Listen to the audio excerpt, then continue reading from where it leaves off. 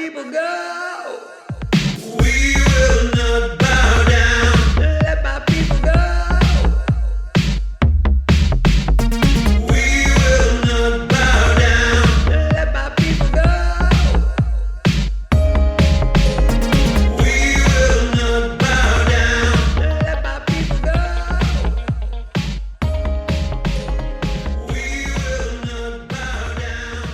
Hello and welcome to episode 32 of the Croydon Constitutionalist podcast, bringing classical liberalism to South London and beyond via YouTube and wherever you get your podcasts. My name is Dan Heaton and my partner in podcasting today is Mike Swaddling, the co-founder of the Croydon Constitutionalists. Mike, how are you? Good, thanks, Dan. The weather is finally brightening up after a rather dull week. The world is starting to open up slowly but surely. Slightly frustrated the pubs aren't open yet. But yeah, it's coming back to a form of normal, we hope. We certainly do hope. And I'm delighted to say that we are joined today by Bill Etheridge, the former MEP for UKIP, Libertarian Party and the Brexit Party. Bill, thanks for joining us. How are you doing? Oh, hi, I'm pretty good. I'm quite relaxed at watching a bit of sunshine actually in the West Midlands as well, which is nice to see for a change. So, yeah, all is well. Excellent. Great to hear. Mike, what have we got to discuss today? So we're talking about the Taxpayers Alliance and their new City Hall rich list for 2020. Usual talk about Brexit and some possibilities of new trade deals. The cancellation culture, the item that's dominated the news this week. Interview with Bill. And our usual feature on what to do to stay busy. Excellent. Well, we've talked previously about the TPA's town hall rich list, and of course Croydon is very much towards the top of that list in terms of its employees and their salaries.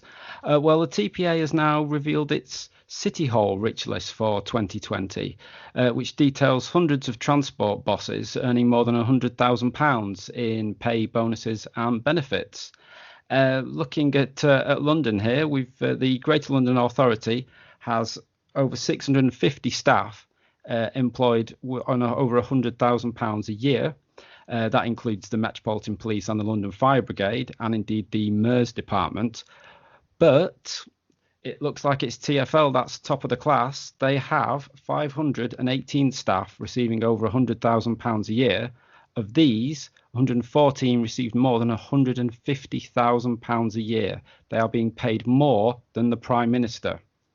Mike, we've had some discussions about TfL before. I see that they got a bailout recently, but I'm not surprised they need some money given these salaries. What do you make of it? Yeah, unlike their passengers, TfL have been unmasked for what they earn. Yes, I mean, it's 114 people or more than 150 grand is ludicrous. It's a massive sum of money, even by London standards. It's a public service. There's not a high risk of job losses. You wonder what's going on, and how can you need a bailout from public resources when that's the kind of salary structure you've got?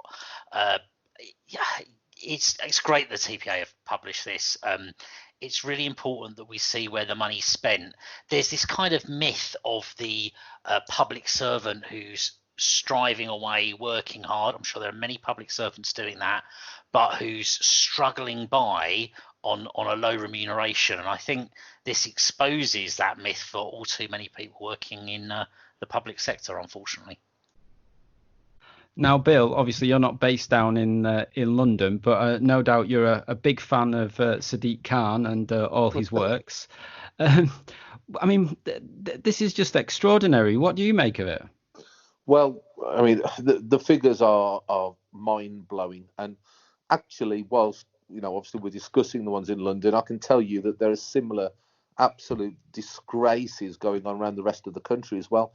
And what I find, I mean, out of all of this, what I find the single most unbelievable thing is that after we've had over 10 years of supposedly conservative government, and I'm old enough to remember before they got in, they were going to promise us they're going to sort all of this out, and we're going to have bonfires of quangos, and we're going to have this, that, and the other, and the public sector was going to be put right. And then we had, allegedly austerity, which is another matter. And and yet still, more than a decade on, these obscene salaries are being paid out. And particularly, you just mentioned a case there where they're asking for a bailout, and yet they can't run the business properly. It's absolutely staggering that these things are allowed to continue. And it, in my opinion, simply shows that the Conservatives are not anything to do with conservatism at all. And their whole rule is based on lies. Well, yeah, I mean, look at this chap here, the boss of TfL. So an organisation that is now demanded a bailout. The central government has given them £1.6 billion of taxpayers' money. And the guy at the top of TfL received over £500,000 in the last financial year, including a bonus of £133,000. In the private sector, if you're making a good profit, well, okay, fair enough. But in the public sector, and when you require a bailout, it's just extraordinary. Mike, I think we've got some more detail about this on our website, haven't we? We have indeed. We've got a link to the TFA's document itself, and their report's really interesting. Just looking through it, there are 8 people on over £100,000 with the title deputy mayor as part of their job title, working for the mayoral office. Now, you need 8 deputy mayors. You need 8 deputy mayors paid over 100 grand. It doesn't feel like there's been much belt tightening around there. In our article, we point out some of these highlights. Just quick calculation from us: if the 20 highest paid staff at TfL had their salary capped at that of the Prime Minister, so we're not saying pay them next to nothing, we're not saying put them on a living wage level, we're saying cap them at the same as the Prime Minister, that would save £3.9 million a year, which seems like a pretty good start to me. Have a look at our website, there's lots of details there. It's a sadly fascinating and depressing read at the same time. Indeed. Well, something hopefully slightly less depressing in Brexit.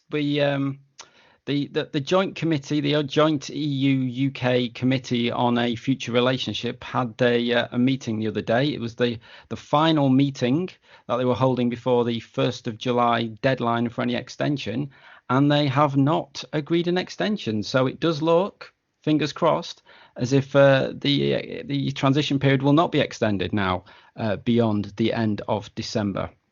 And there looks like there's going to be some more good news as well in terms of a trade deal with Japan and other parts of Asia. The International Trade Secretary, Liz Truss, has been speaking to the Japanese press, and she says that it is absolutely possible that we could conclude a trade deal with Japan by the end of the year. On a wider note, she says that the UK is looking to join the Comprehensive and Progressive Agreement for Trans-Pacific Partnership, which is a bit of a mouthful, but essentially it's a free trade area that involves Japan and other like-minded countries around the Pacific, including Canada, Mexico, Australia, and New Zealand. Mike, looks like we may have some new trading partners. Yeah, wouldn't that be fantastic? I mean, this is the growth area of the world economy. It's countries that respect the rule of law. They have functioning democracies by and large. Maybe I'll draw that back on some of those, but most of them really great places. They're where the world's growing. I went to Japan last year. I was lucky enough to go there. A fantastic place. Huge economy. Just you go around Tokyo, you get a sense of sheer scale of the place. That's where our future lies, trading with them, not trading off the frankly unfortunately dying economies of Europe, and anything we can do to get closer to that, to oil the wheels of trade, has got to be a fantastic thing. Bill, some more good news on the back of Brexit. Yeah, and frankly, when we were in the midst of the referendum campaign, and we were being constantly bombarded, being told that it was the end of the world for our economy, and we were going to be relegated to a third world country because we didn't have the guarantee of trade in Europe. This argument was raging then, and it's always been the case that there are countries around the world who want to do deals and trade with the UK. We're an enormous economy still, despite all of the mismanagement and all of the problems we've seen over the years, we're still an enormous economy. We're very important in terms of diplomatic links. We're a hugely important country, and of course, people want to do deals with us. The only thing that really saddens me is that this is happening now and not several years ago, when we did have the original Brexit vote passed by, and the government at the time should have been doing this then. We've lost so much time, but of course, I'm delighted. And when I was an MEP, I can tell you I was approached by people from all sorts of different countries who really want to do trade and business with the UK, and they're waiting excitedly for the opportunity. There's a massive market out there for us. Indeed. Apparently, the area covered by the current pact is about 13% of the global economy. So that's a pretty sizable chunk that we can, if we can have better trade deals with those, that should be excellent for the economy. Yeah, well, the more the better. I mean, quite frankly, I've never believed that leaving the EU meant we'd stop trading with the EU, and I'm certain that isn't going to be the case. But if we can add on some more partners, then great. More markets, more chance to make money, more chance for everyone to get richer. I'm all in with that. Absolutely. Well, unfortunately, we do have something a little bit less joyous to discuss now, and that's the cancellation culture. What we're seeing now in terms of statues and TV shows being cancelled and taken off the air is just remarkable. Now, okay, we've seen some Black Lives Matters protests following the horrendous killing of George Floyd in Minneapolis. And one can understand why people were angry about that and why they may wish to protest about that. There are issues there, obviously, around whether people should be protesting, given that the police officers were arrested. There are issues there around whether people should be protesting when everybody else is in lockdown to a greater or lesser extent. But nonetheless, that's where this has been the trigger for what we're now seeing over the last week or so. We've seen in Bristol the Edward Colston statue being taken down forcibly by a mob and thrown into the River Avon. And now we've seen vandalism of Churchill's statue in Parliament Square and the cenotaph. Whilst those have now been cleaned up, they're now presently boarded up. And now we're seeing calls for the removal of all statues that the left find problematic. Indeed, a councillor in Croydon, Chris Clark, has called for the removal of a mural that we have in Croydon of Churchill himself.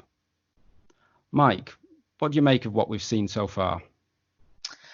You're right to talk about the protests and the terrible killing of George Floyd. I think it's good that people are protesting. I perhaps somewhat of a lockdown skeptic, and I think the right to peaceful protest is absolutely critical part of our democracy. Peaceful being the key word. The local event with Councillor Clark, as someone that I openly say I don't really ever want to see the Labour Party in power again, I should thank Chris Clark for doing his best to ensure that happens. Just a bandwagon he felt the need to jump on. There's a fantastic mural in Croydon. There's a lot of graffiti in Croydon. There's a lot of buildings in the middle of being redeveloped. There's a massive rundown shopping centre. There's this one that was actually a few good murals, but particularly this one at Churchill. To see someone from the Labour Party so misjudge the view of the British people like that is not that surprising, but I think the comments he's seen on his Twitter feed and we've seen in some of the local Facebook pages and what have you kind of show how out of step he is. The whole thing is just ludicrous, though. It's our history. History's, it's our history, it's our culture. These statues are part of that. I was out in Rome last year. Everything in Rome is a statue or monument to someone that owned slaves or killed people hideously or invaded countries in an appalling way, but they're a really important part of history. And these things should be seen the same in our country. Bill, do you see this as an attack on our history? I see it as much more than that. The important thing that we have to understand to face this threat is that the phrase Black Lives Matter is one that we can all agree with. Absolutely 100% agree with. Not just black lives, all lives. All life is precious. But the movement, the organisation behind Black Lives Matter is a hard left, Marxist revolutionary movement that states on its website, and I actually dug this out and did a video about it before Nigel got in trouble for saying the same thing, but it does state on its website that they want to bring down capitalism. Now, this is nothing to do at this point with race relations. What it's about is the fact that if you erase a nation's heritage and history, you take down statues by mob rule, you force TV to take off important programs from the past, that if nothing else, show us where we were, for example, in the 70s with Fawlty Towers, and I've seen that Gone with the Wind is under threat. I mean, for goodness sake, acknowledge one of the greatest films ever made. All of these things they want to erase so they can begin a new narrative, start from year zero. This is a modern day version of a cultural revolution that we're seeing here, and it's absolutely vitally important that we all understand the difference between accepting and valuing black people and every ethnicity as being important individuals within our society, but at the same time standing for what our country and the West as a whole stands for, which is freedom, democracy, remembering our history sometimes with a critical eye, but always the rule of law. And that is what is under attack at the moment. This is extraordinarily serious. You mentioned obviously the rule of law there, and of course there's been a campaign started this week to remove a statue of Robert Peel from Manchester. Of course, he created the Metropolitan Police and the architect of policing, indeed, across many parts of the world. Interestingly, the campaign to remove this statue didn't quite understand what it was all about. They were arguing that it should be removed because Robert Peel, the Member of Parliament, tried to stop slavery being abolished. The problem was that wasn't that Robert Peel, that was his father. Yeah. But don't let that don't let history get in the way of a good story there, eh? And another little Manchester-related thing as well, actually, is interesting, is they're looking to remove these statues and throw away history. Well, of course, the Manchester Guardian, back at the time of the American Civil War, was actually on the side of the Confederates. It was on the side of slave owners presumably because Manchester had a big cotton industry at the time. But yes, the Guardian itself was on the side of slave owning. You don't see them mentioning that too much in the paper at the moment, do you? On a slightly more comedic note, almost, if we can find any humour in any of this, I see that the statue of Robert the Bruce has been vandalised with somebody writing on it "racist king." Now, vandalism isn't funny, but given that Robert the Bruce died in 1329, and I'm sure I've got a little song in my head that says something about 1492, which was, I think, when Columbus sailed the ocean blue. I'm pretty certain that Robert the Bruce wasn't involved in the transatlantic slave trade. But again, that doesn't stop the narrative, does it?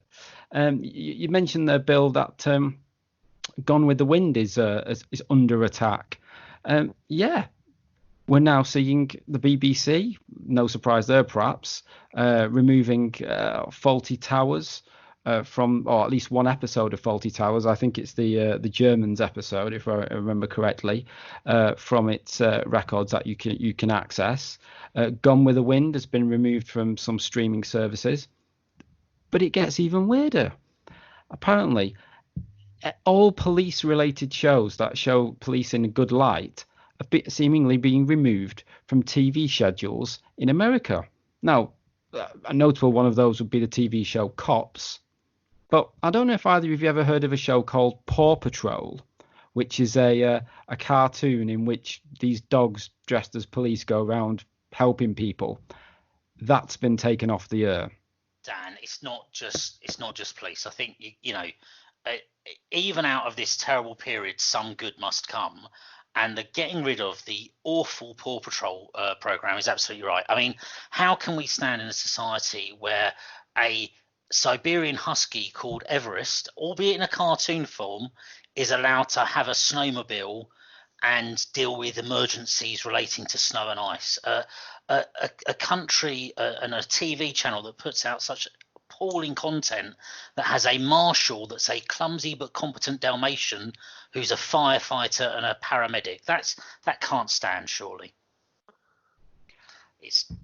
That sounds like Russian interference to me, I'm sure. Well, I've never seen the program, but I think I'm going to watch it now. I'm only aware of it because of my friend's children, and otherwise I wouldn't be aware of it. But yes, apparently they first they come for whoever, and then they come for Paw Patrol. So I should credit Wikipedia for what I've just said, to be fair. You both watch it, I know you do. Indeed. Okay, well, Mike, I think you've got a few questions for Bill. I do indeed. So, Bill, thanks again for joining us today. I want to talk a bit about your background and some of the things that's happening for yourself in politics today. So, we know you're known as an ex-candidate for the Conservatives and an MEP for UKIP, and as a classical liberal. Can you tell us a little bit about what first led you into politics? Well, first of all, I appreciate you saying I'm known as a classical liberal, because one of my great regrets about my political career has been that I haven't been able to properly communicate that. I'm seen as many things, and frankly, a classical liberal is the label I like. I began in politics almost by accident, because prior to that, for 20 years, I'd been in the steel industry, still stockholding, buying and selling from all around the world, and it was stainless steel mainly. It was a pretty good career that I had, and things were, especially in the West Midlands, that's huge. But then during Gordon Brown's recession, I lost my job, and for the first time ever, I couldn't get another one. I was actually at a loose end, and having spent one day trying to watch daytime TV and realizing that was the route to madness, I thought, well, I'm going to go and volunteer and do things while I look for a job. So I helped out at the local church that was trying to get some restoration with that. But also the Conservatives were getting active in Dudley at the time, which the whole of the Black Country is a key swing area for anyone who wants to win an election. And they were looking for volunteers. I started helping them out, doing a bit of leafleting and getting involved. And it soon became clear that they thought there was an opportunity for me to help more. So they put me on campaign executive training and so on and so forth to learn more about the game of politics. And they gave me an opportunity to stand, being an ardent Thatcherite and lover of President Reagan. They put me in the most hardcore left-wing Labour area of Dudley to stand as a councillor. And I got well and truly whooped, but I got the taste for it at that point, and so that's how I got into it. Fantastic. I do remember back in UKIP days, you putting out a lot of Ronald Reagan quotes on your Facebook timeline, which I always enjoyed seeing. Well, I actually used to use them in the Parliament as well, and there was a little game that the staff that worked with us as MEPs used to sit down and they do a bingo where they would try and find the Thatcher or Reagan quotes that I slipped into my speeches. Oh, fantastic. Well, so you were there as a MEP for UKIP for a long time. Like us, you've left the party. Where do you think it went wrong for UKIP? The main problem that we had was that, there's no two ways about it. Nigel Farage is the most effective and inspiring politician for patriotic right of centre politics that there has been for many years. And I when I joined UKIP, started 2011, it was down at sort of 1% in the polls. But Nigel then recruited the people around him, and the rest is history. But what then began to happen was that people within the organisation started to jostle for position. That Nigel couldn't always get things done as efficiently and as effectively as he wanted to. And he got more and more frustrated, more and more cheesed off with the whole thing. And by the end of, and I saw him change as a man.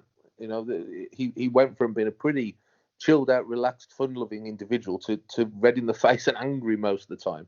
And I saw this going on. And then when he decided he'd had enough and he wanted to get out of there and get some freedom and earn some money, because believe it or not, with the sanctions that used to get put on him through the Parliament, he really didn't end up earning much money that way. He left, and then that big power struggle that we're all aware of to try and replace him. And what he did wrong, and I'll always say this, was he didn't properly bring through a successor. So there was a great big fight, and we broke into factions. There was the more liberal side of things, which I was involved in. There were nationalists who eventually won the day, more or less with the Gerard Batten cohort. And there were people who were more, I jokingly used to call, Patrick O'Flynn and people like that pinkos, but it was more in jest than anything else, but more social democrats within the party. So there was a real battle royal went on.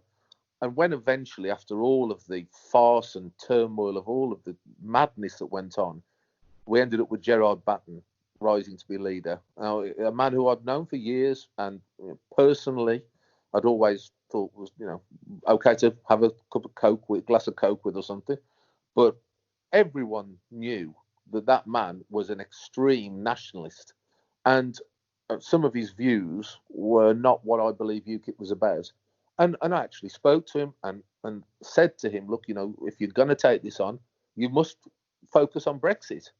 And we had a conversation where that was assured to me. Well, it didn't work out that way. And not only are the views that Batten and some of his senior cohort put forward views that I would never, ever be able to represent or share, but they're also incredibly unpopular.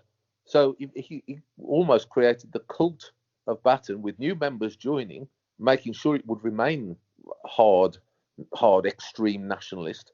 But at the same time as the new members came, the general public was looking and thinking, hang on a minute, this isn't for me. And nobody seemed to have learnt the lesson of the BNP. And, I think that unfortunately, Gerard destroyed the party as any kind of effective force in British politics. And I shall never forgive him for that. I know there's a lot of his supporters who'll never forgive me for leaving and standing against it. But I've never made a secret of the fact that I am, as you rightly said earlier, a classical liberal. I cannot condone, support, or be part of an extreme nationalist movement. No, rightly so. So after that, you were briefly an MEP for the Libertarian Party. How did that come about?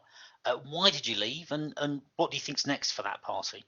I left. I became an MEP for that party because partly I wanted to make a statement that libertarianism was something that people should have a look at, because it's not discussed. People don't talk about libertarianism, in the general public. There might be sort of little rooms in a side of a pub somewhere, but not really in the general discourse. So I wanted to give a publicity boost for the idea of libertarianism. But I'll be honest enough to say that although there's some fabulous people within that party, the way it was run from the top was always going to be a case of a little fiefdom where people just sit around and have a chat and agree about how right they are, but there's never any serious intention of actually doing anything, achieving anything. And when Nigel told me that the Brexit party was going to happen, I felt it was my duty to back what he was doing at the time, because and also I didn't feel any problem with leaving the Libertarian Party, because frankly, under the people who were running it at that time, it might be different now, but under the certainly one or two people running it at that time, it was never going to go anywhere. So I felt my duty was to back Nigel because we were still fighting for Brexit. And that moves us on nicely. So thank you for that. The saying about the Brexit Party, which he became a member of, is now effectively in hibernation from certainly what we can see. What do you think's next for classical liberal politics in Britain? I don't think the Brexit Party is what's next for us. That really isn't. I mean, the only effective use for that party was to apply pressure. The people at the top, excluding Nigel, who I do believe is a classical liberal, but the other people at the top are not cut from that cloth. So where next? Well, that's a very difficult question, and one I'm toying with myself, because I'm only 50. I'm not ready to retire particularly, but I'm casting around and looking and trying to figure out where is the best home for classical liberals, where would we be able to make a real difference and impact, and work without infighting, battles, constant aggravation, but actually be able to work together to achieve something. And the honest answer is I'm looking, and when I find out, I'll make sure everyone knows. But at the moment, I'm not confident that any one option is giving me the total happiness that I require before I make a plunge again, because it's a tough old game being in politics, especially when you've got a bit of a reputation behind you. You become a target for all sorts of things, and if I'm going to do it, I'm only going to do it for the party that I actually believe in, and it's worth making the sacrifices and taking the aggro with. Yeah, absolutely, and rightly so. It is tough, even when you're not nearly as well known as yourself. So outside of politics, and you do some boxing and your excellent walking videos. What are you up to, and what do you think's next for you? Perhaps leaving some of the politics aside. Well, I was in the process of setting up a charity, and it's called Support Futures. And the idea of the charity is that there's a lot of, even prior to this lockdown, there were a lot of issues with mental health, with younger people maybe going off the rails into gangs, into drugs. And I and others felt that there was a need for a chance to get people into a boxing environment, into a gym environment, a sport environment, where they could be sponsored to go through that. At the same time, they would have to do a little bit of learning, some basic employability skills, and also mentoring of people who they would respect, who would talk to them about the issues that were going on. And that's all lined up. But the issue, of course, with that was that we had a whole range of fundraising events we'd got lined up, and we did the first one, where I got the opportunity of sitting on stage and interviewing one of my heroes, Frank Bruno, and we had a really good turnout in Wolverhampton for that one. But then everything else has been cancelled because of this lockdown, so that's on hold, unfortunately. But it'll start again as soon as we're released from the fear of this virus that kills less than 1% of people. And then on top of that, what else have I been doing? Well, I've been working hard on trying to get rid of some of the Brussels belly. That's why I do the boxing. That's why I do. You might see a lot of videos of me walking, because I'm spending a lot of time on trying to get fit. I've got a lot of ambition and hope and life left in me, and I want to make sure that physically I'm still up to the job of pursuing my interests with the same passion as I always have. So that's a pretty tough job when you're massively overweight, as I was, and still I've got too much timber on, but I'm working hard. I've shifted 2 stone since lockdown, so I'm working hard at it. Well, I might have gathered that 2 stone from you, I think. So just before we wrap up, is there anything else you'd like to share with our listeners? I think the main thing I would say to anyone who's listening to this, who's obviously got an interest in politics, obviously to be listening to this kind of thing, what I would say is that no matter how difficult it seems, no matter how unpleasant it can be at times, and understanding that you will be ripped apart at times, because you know during my 10 years, crikey, I've been ripped apart regularly. But if you believe in something, don't just sit in the pub with a couple of mates talking about it. Don't just type something on Twitter or whatever. Actually actively pursue that interest and try to make a difference. I never believed when I joined UKIP in 2011 that we'd be here now on the verge of completely leaving the EU transitional period, having won a referendum, having spent time as an MEP, you know, a bloke from a poor comprehensive school in the middle of Wolverhampton, to have done the things that I've done with it, and to have achieved, as part of a bigger team, some amazing victories. So I would say go for it, but be aware that it's going to be tough. But there's no better feeling than knowing that you've stood for what you believe in and really giving it hell to get there. And I would recommend it to anyone. I think it's really worth doing.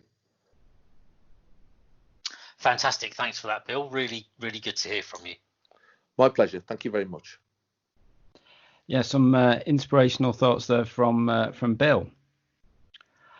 Well, Mike, we've got some we've stuff on our website that we can certainly endorse for people to have a look through to keep busy. What have we got on our website? Yeah, so we've talked about it already. The TfL and other City Hall pay amounts up there on the website. Lots of details in the full report. We've summarised some for you. Have a look and might spark some inspiration to get involved and see what's going on with your taxes. We've also got an article from my Sputnik Radio interview this week, asked about some advice the government's received about the possibility of widespread riots this summer, something that sadly looks all too possible at the moment. I've spoken about that. I kind of linked it to the thought that I think when you have people in lockdown for some months, you have a lot of unemployed people, a lot of bored people. It's not sadly surprising that things get out of hand, and the most effective thing the government can do is get people back to work, get this lockdown lifted, get the economy moving, and actually keep people busy. Have a read, have a listen. It's only a few minutes long, and get in touch. Let me know what you think. Well, if you would like to write for our website or have any stories you'd like us to cover, please do get in touch with us. You can do that via the Twitter @CroydonConst, via our Facebook page, via our website, croydonconstitutionalist.uk, or via email, croydonconstitutionalist@gmail.com. Well, do please subscribe to the podcast and indeed the pubcast. Do please give us likes and some reviews. We've got a YouTube channel as well, so it would be good if people would subscribe to that. Likes and reviews are good for us to get feedback, but they're also good for helping other people find the podcast. Just like to thank Bill for joining us today. As I said, it was inspirational. Guy, as you say, from a working class part of Wolverhampton, which is where I went to university.